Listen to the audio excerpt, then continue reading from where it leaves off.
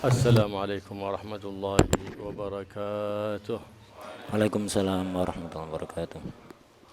الحمد لله الذي قرب وسدد وجمع بين الزوجين في عقد النكاح هذا. نسأله سبحانه وتعالى أن يكون عقدا مباركا جمع بين محمد جعفر وصبيحة، الله يجعلها إن شاء الله صبحة مباركة وزوجة صالحة مباركة، ويجمع بينهما في خير ولطف وعافية، ويجعل بينهما المودة والسكينة والمحبة والرحمة، ويجمع بين الطيبين والطيبات والخيرين والخيرات، ويجعلهم إن شاء الله موفقين للخيرات، واحفظهما من كل الأذيات بجاه النبي محمد صلى الله عليه وآله وسلم سيد السادات.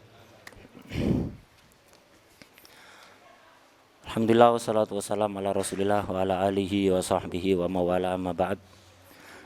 Beliau Al-Habib Abdullah bin Abdurrahman Al-Muhdar membuka mauidhah beliau dengan memuji kepada Allah Subhanahu wa taala yang pada pagi hari ini telah mengumpulkan dua pasangan suami istri di dalam akad yang penuh barokah insyaallah. Kita memohon kepada Allah Subhanahu wa taala agar supaya akad yang barusan dilangsungkan antara saudara Muhammad Ja'far dengan saudari Sobihah dijadikan akad yang penuh barokah. Dan semoga pagi ini dijadikan pagi yang barokah untuk kita semuanya. Dan semoga istri dari saudara Muhammad Ja'far ini jadikan istri yang salihah. Dan semoga Allah mengumpulkan keduanya di dalam segala kebaikan, kelembutan dan kesehatan serta keselamatan. Dan semoga keduanya selalu senantiasa dikaruniai mawaddah, sakinah dan rahmah. Dan semoga keduanya dijadikan orang-orang yang baik dan dibantu, diberi taufik oleh Allah untuk melakukan segala macam kebaikan. Dan semoga kita semuanya, khususnya kemanten berdua ini, dijaga oleh Allah dari segala macam gangguan. Bijahi Sayyidil Bariyat sallallahu alaihi wasallam. فقد قال صلى الله عليه وآله وسلم: ما عصي العبد المؤمن بعد تقوى الله مثل زوجة صالحة تعينه على طاعة الله وعلى طاعة حبيب الله محمد صلى الله عليه وآله وسلم. وقال صلى الله عليه وآله وسلم: الدنيا متاع وخير متاعها المرأة الصالحة. المرأة الصالحة التي تعين زوجها على طاعة الله. المرأة الصالحة التي إذا نظر إليها سرته وإذا غاب عنها حفظته. الزوجة الصالحة التي تعتني بماله وأولاده في حضوره وفي غيابه.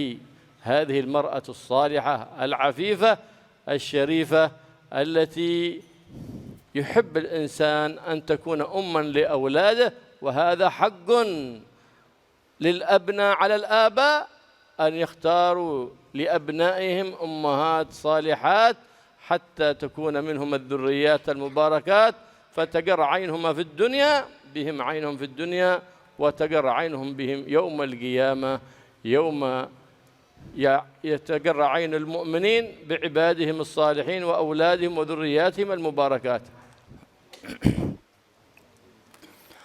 Rasulullah SAW pernah bersabda, kurang lebih artinya, seseorang itu nikmat terbesar dalam hidupnya adalah iman kepada Allah. Setelah iman kepada Allah Subhanahu wa taala, nikmat yang terbesar adalah ketika dia dikaruniai istri yang salihah, yang bisa membantu dia untuk selalu taat kepada Allah dan taat kepada Rasulullah sallallahu alaihi wasallam. Dalam hadis yang lain Rasulullah SAW bersabda, kurang lebih artinya, dunia ini adalah kesenangan. Kesenangan terindah di dunia ini adalah istri yang salihah. Istri yang salihah adalah istri yang selalu membantu suaminya untuk senantiasa taat kepada Allah dan Rasulullah. Istri yang salihah adalah istri jika dipandang oleh suami akan bisa membahagiakan suami. Ketika suami pergi, istri selalu menjaga suaminya. Istri yang salihah adalah istri yang selalu menjaga harta suami, menjaga anak-anak suami, baik ketika suami ada di rumah maupun ketika sedang bepergian. Setiap orang tentu mendambakan dalam hidupnya agar supaya bisa mendapatkan istri yang solehah. Karena apa? Karena memilih istri yang solehah ini termasuk hak yang wajib dipenuhi oleh orang tua untuk anaknya. Setiap orang wajib memilihkan calon ibu, memilihkan ibu untuk calon anak-anaknya, ibu yang solehah. Kenapa? Karena dengan ibu yang solehah lah akan lahir anak-anak yang solehin dan solehat yang bisa membahagiakan orang tuanya baik di dunia maupun kelak di hari kiamat. فالنبي محمد صلى الله عليه وآله وسلم بشر الزوجين بالغنى في الدارين فقال صلى الله عليه وسلم تزوجوا فقراء يغنيكم الله ليس غنى المال فحسب هناك غنى آخر غناء في العقل غناء في العلم غناء في الخصال الحسنة ما على الإنسان إلا أن يحسن نيته في نكاحه فإنه إن حسنت نية العبد في نكاحه كان ذلك له عبادة وطاعة لله سبحانه وتعالى فلهذا كان السلف الصالح حريين على أن ينوا لأولادهم وطلبتهم النيات الصالحات في النكاح ليكون ذلك العقد عبادة يتعبدون بها لله سبحانه وتعالى فإن الأمور المباحات إذا دخلتها النيات الصالحات زادت لها ووقع لها الثواب والأجر من الله فكيف إذا دخلت في الأمور المندوبات والطاعات المقربات فإنه يزيد أجرها من الله سبحانه وتعالى فلهذا كان السلف الصالح من نياتهم أنهم تكون لهم ذريات مباركات يحيون شرع النبي محمد صلى الله عليه وسلم ويحيون ما مات من سنة النبي محمد صلى الله عليه وآله وسلم فهذه هي نيات المتقدمين فإن الله سبحانه وتعالى يبارك في الزوجين إذا صلحت نياتهما فالله يبارك في الزوجين إن شاء الله ويجعل نياتهما صالحة وقد نوينا والحمد لله في هذا النكاح لهما النيات الصالحة بما نواه السلف الصالح فالله يحقق هذه النيات فيهم وفي كل زوج صالح وزوجة صالحة ويجعلنا وإياكم في الصالحين ويجعل زوجاتنا صالحات بجاه النبي الرؤوف الرحيم صلى الله عليه وآله وسلم اللهم صل وسلم. Rasulullah sallallahu alaihi wasallam telah memberikan kabar gembira kepada suami istri yang melakukan pernikahan. Rasulullah memberikan kabar gembira pada mereka berdua bahwa Allah akan memberikan kekayaan kepada mereka. Di dalam salah satu hadis Rasulullah SAW bersabda, tazawwaju fuqara yughnikumullah. Menikahlah kalian dalam keadaan fakir, niscaya kalian akan dikayakan oleh Allah Subhanahu wa taala. Kaya tidak hanya berkaitan dengan urusan harta benda. Kekayaan ini artinya adalah kecukupan, keluasan, baik di dalam harta, di dalam akal, di dalam ilmu, atau kaya di dalam akhlak-akhlak yang mulia. Tugas setiap kita hanyalah memperbaiki niat di dalam pernikahan kita. Ketika seseorang menikah dengan niat yang baik, maka pernikahannya akan menjadi taat dan ibadah yang bisa mendekatkan dia kepada Allah Subhanahu wa taala. Oleh sebab itulah ulama salaf itu sangat perhatian pada niat sebelum nikah. Mereka sangat memperhatikan anak-anaknya ketika sebelum menikah, ditata niatnya. Bahkan orang tuanya juga niat dengan niat-niat yang baik. Karena apa? Karena dengan niat yang baik, sesuatu yang mubah saja, yang aslinya tidak memiliki nilai pahala, akan bisa menghasilkan pahala yang besar di sisi Allah dengan barokah niat yang baik. Apalagi kalau sesuatu itu aslinya adalah sesuatu yang sunnat, yang dianjurkan oleh agama. Ketika disertai niat yang baik, maka pahalanya akan semakin menjadi besar di sisi Allah Subhanahu wa taala. Ulama salaf di antara niatnya ketika menikahkan putra-putrinya adalah ingin agar supaya dari mereka terlahir anak cucu yang penuh barokah, yang bisa menghidupkan sunnah-sunnah Rasulullah sallallahu alaihi wasallam. Allah akan senantiasa memberikan barokah kepada suami istri kalau ketika menikah niatnya adalah niat-niat yang baik. Orang tua yang menikahkan memiliki niat yang baik. Beliau tadi mengatakan alhamdulillah, beliau tadi sudah niat dengan niat yang sangat banyak, yang baik-baik sebagaimana niatnya salaf untuk pernikahan saudara Ja'far dan saudari Sobihah. Sungguh beruntung. Jadi pernikahan ini diniatkan dengan niat-niat yang baik seperti niatnya para salaf oleh beliau Al-Habib Abdullah bin Abdurrahman Al-Muhdhar.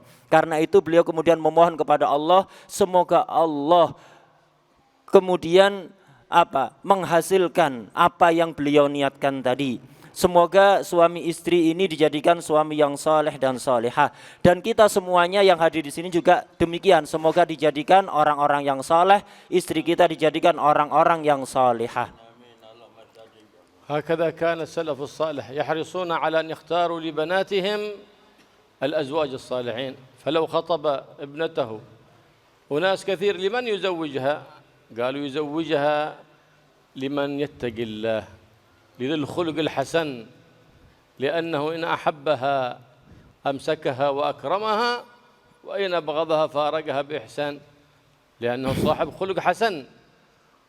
فلهذا كما جاء في الخبر أنه شاور أحد النبي محمد صلى الله عليه وسلم وقال له خطب بنتي فلان وفلان لمن أزوجها؟ قال لأحسنهم خلقا. هكذا ينبغي، لا لأكثرهم مالا.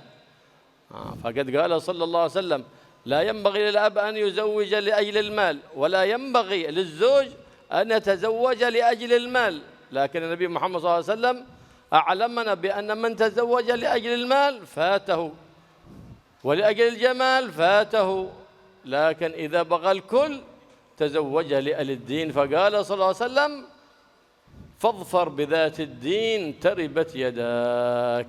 فهذه المرأة الصالحة التي هي متمسكة بدينها ومتمسكة بمحبة نبيها محمد صلى الله عليه وسلم ومحبة أصحابه وأهل بيته ومتقية لله سبحانه وتعالى، فهذه المرأة الصالحة إذا أعطيها الإنسان فقد أعطي من خير الدنيا الشيء الكثير، فليحافظ عليها وليعفها ولتعفه، فذلك عبادة يتعبد العبد بها ربه سبحانه وتعالى إذا عف زوجته وعفته زوجته، كما أنها تثاب على إعانته على الطاعة، كذلك إذا لم تعنه على الطاعة ولم تعنه على طاعة الله بل وقع في معصية بسببها كذلك تأثم والعياذ بالله.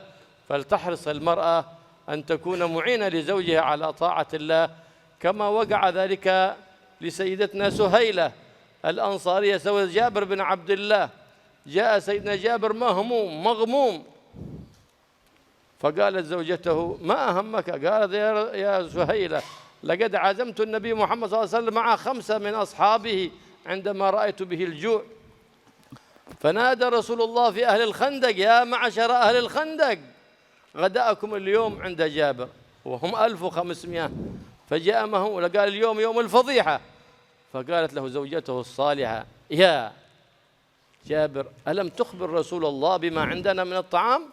نعم. قلت نعم عندنا طعام يكفي ال5، فتعالوا أنت و5 من أصحابك.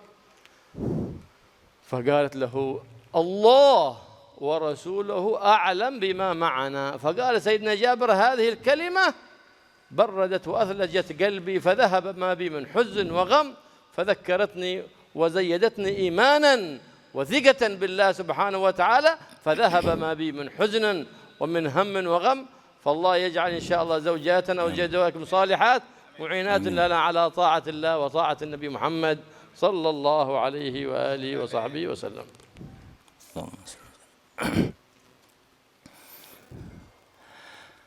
Para ulama salaf itu ketika mencari mantu itu dicari adalah calon mantu yang soleh. Jadi yang dicari adalah kesolehannya. Karena itu ulama salaf itu ketika punya putri dilamar oleh beberapa orang, maka yang akan dipilih adalah yang paling bertakwa dan paling baik akhlaknya. Karena apa? Karena suami yang soleh, yang takwa kepada Allah, yang baik akhlaknya, kalau dia cinta kepada istrinya, dia akan selalu memuliakan istrinya. Kalaupun tidak cinta pada istrinya, maka tidak akan mendolimi. Ketika terjadi perceraian misalnya, maka terjadi dengan apa? Al-ma'ruf. Begitulah. Sebagian sahabat juga ada dulu itu.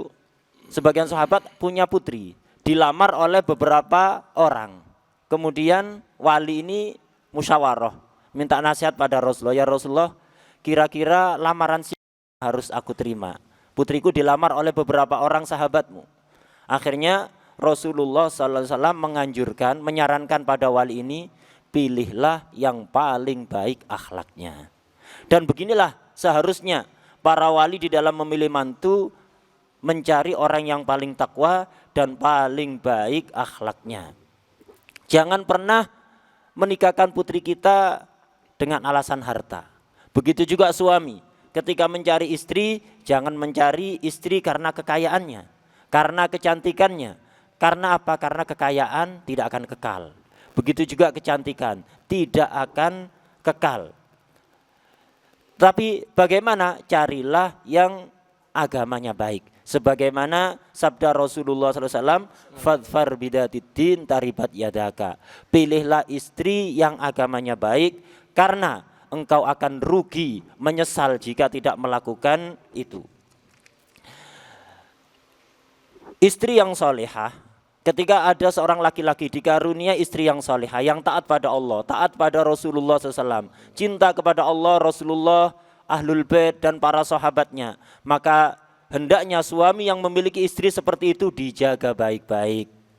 Jangan pernah diterlantarkan, jangan pernah disia-siakan. Kenapa? Karena ini adalah anugerah yang sangat besar dari Allah Subhanahu wa ta'ala. Istri yang solehah di antara tanda-tandanya adalah selalu membantu suaminya untuk taat. Istri itu ketika mau membantu suaminya untuk taat, maka dia akan mendapatkan pahala yang besar. Sebaliknya, kalau istri menghalang-halangi suami untuk berbuat taat kepada Allah, maka dia akan mendapatkan dosa yang besar. Salah satu contoh istri solihah adalah, dulu itu ada Sayyidah Suhailah, salah satu sahabat perempuan. Sayyidah Suhailah Al-Ansariyah, istri dari Sayyidina Jabir radhiyallahu anhuma. Ini di antara tanda-tanda istri solihah adalah bisa menghilangkan kegundahan dan kegelisahan serta kesumpekan suami. Seperti yang dicontohkan Sayyidah Suhailah. Dulu ketika perang Uhud, para sahabat perang Khandaq, para sahabat sedang kerja bakti. Rasulullah ikut gali parit ketika itu. Sayyidina Jabir melihat Rasulullah itu perutnya kempes gitu, tidak makan beberapa hari. Sayyidina Jabir kasihan. Akhirnya Sayyidina Jabir ngundang Rasulullah bersama 5 sahabat saja untuk makan di rumah beliau. Jadi Sayyidina Jabir bilang, ya Rasulullah, di rumah ada makanan sedikit, monggo ke rumah saya. Tapi bersama 5 orang saja, jangan banyak-banyak karena memang makanannya sedikit. Tapi ternyata Rasulullah mengumumkan kepada seluruh sahabat, wahai semua sahabatku, hari ini kita semuanya diundang makan ke rumah Jabir. Jumlah sahabat 1.500 orang. Makanan yang dipersiapkan hanya cukup untuk Rasulullah dan 5 orang saja. Tapi Rasulullah ngajak 1.500 sahabatnya. Sayyidina Jabir sangat bersedih waktu itu. Sangat bersedih. Akhirnya dia pulang. Beliau pulang ke rumahnya, cerita pada istrinya. Tapi subhanallah, istrinya adalah istri yang solehah, mampu menenangkan suami dalam kondisi apapun. Akhirnya istrinya bilang, kenapa engkau bersedih? Iya, saya bilang ke Rasulullah untuk ngajak 5 orang, malah ngajak 1.500 orang. Bagaimana saya tidak bersedih? Bagaimana malunya kita nanti, makanan sedikit yang datang orang banyak. Akhirnya istrinya bertanya balik pada Sayyidina Jabir, tapi Anda sudah ngasih tahu kan kepada Rasulullah berapa banyak makanan yang ada di rumah kita? Jumlah makanan yang ada di rumah kita sudah diceritakan pada Rasulullah. Iya sudah. Ya sudah. Kalau sudah dikasih tahu kepada Rasulullah, maka biarkan Allah dan Rasulullah SAW itu lebih faham apa yang kita miliki. Dengan ucapan istrinya ini, Sayyidina Jabir langsung menjadi tenang, tidak sedih sedikit pun. Beginilah istri yang solehah, adalah istri yang bisa membantu suaminya untuk taat dan bisa menghilangkan kesedihan-kesedihan suami. Dan dengan barokah Rasulullah SAW, didoakan oleh Rasulullah makanan yang sedikit tadi akhirnya cukup dimakan orang 1.500 sampai semua mereka menjadi kenyang dengan makanan yang sedikit tadi.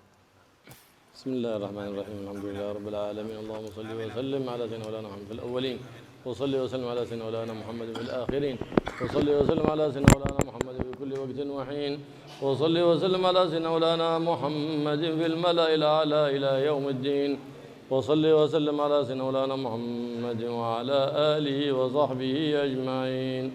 ولما نظم الفكر من درار الأوصاف المحمدية عقودا توجهت إلى الله متوسلا بسيدي وحبيبي محمد صلى الله عليه وآله وسلم أن يجعل سعي فيه مشكورا وفعلي فيه محمودا ويكتب عملي بالأعمال المقبولة وجب توجهات الخالصة والصلات الموصولة. اللهم يا من إليه تتوجه الآمال وتعود ظافرة وعلى باب الرحال تغشى منه الفيوضات الغامرة نتوجه إليك بأشرف الوسائل لديك سيد المرسلين عبدك الصادق الأمين سيدنا محمد الذي عمت رسالته العالمين أن تصلي وتسلم على تلك الذات الكاملة استودع يا من يحفظ سرك وحامل راية دعوتك الشاملة الأب الأكبر المحبوب لك والمخصص بشرف الأفخر في كل موطن من مواطن القرب ومظهر قاسم إمدادك في عبادك وسائق إرشادك لأهل ودادك سيد الكونين وأشرف الثقلين العبد المحبوب الخالص المخصوص منك بأجل الخصائص. اللهم صل وسلم عليه وعلى آله وأصحابه وأهل حضرة اقترابه من أحبابه. اللهم إنا نقدم لك جاه هذا النبي الكريم ونتوسل إليك بشرف مقامه العظيم أن تلاحظنا في حركاتنا وسكناتنا بعين عنايتك وأن تحفظنا بجميع أطوارنا وتقلبات بجميل رعايتك وحصين وقايتك وأن تبلغنا من شرف القرب إليك وإلى هذا الحبيب غاية آمالنا وتتقبل منا ما تحركنا فيه من نياتنا وأعمالنا وتجعلنا في حضرة هذا الحبيب من الحاضرين بطرائق اتباعه من السالكين ولحقك وحقه من المؤدين ولعهدك من الحافظين. اللهم إن لنا أطماعا في رحمتك الخاصة فلا تحرمنا وظنونا جميلة هي وسيلتنا إليك فلا تخيبنا. آمنا بك وبرسولك وما جاء به من الدين وتوجهنا بإليك مستشفعين أن تقابل المذنب منا بالغفران والمسيء بالإحسان والسائل بما سأل والمؤمل بما أمل وأن تجعلنا من نصر هذا الحبيب ووازره ووالاه وظاهره. اللهم بركة وجهة أولادنا ووالدينا وأهل قطرنا ووادينا وجميع المسلمين والمسلمات والمؤمنين والمؤمنات في جميع الجهات وأدم راية دينكم في جميع الأقطار منشورة ومعالم الإسلام والإيمان بأهلها معمورة معنى وصور.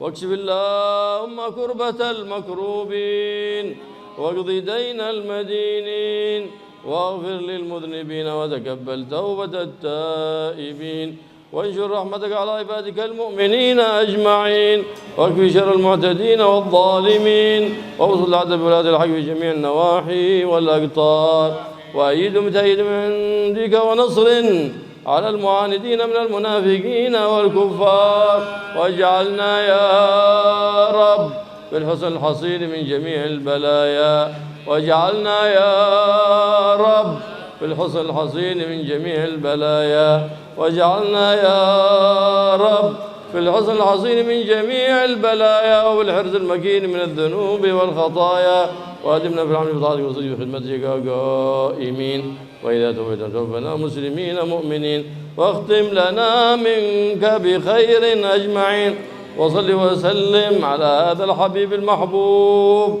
للأجسام والأرواح والقلوب وعلى آله وصحبه ونيل المنسوب. وآخر دعوانا الحمد لله رب العالمين. إن الله وملائكته يصلون على النبي يا أيها الذين آمنوا صلوا عليه وسلموا تسليما. الصلاة والسلام عليك يا سيد المرسلين، الصلاة والسلام عليك يا خاتم النبيين، الصلاة والسلام عليك يا من أرسلك الله رحمة للعالم، وسلم تسليما كثيرا. رضي الله تعالى عن صحابة رسول الله أجمعين وآل بيت الطيبين الطاهرين. فضل سبحان ربك رب العزة عما يصفون وسلام على المرسلين والحمد لله رب العالمين. بسر الفاتحة.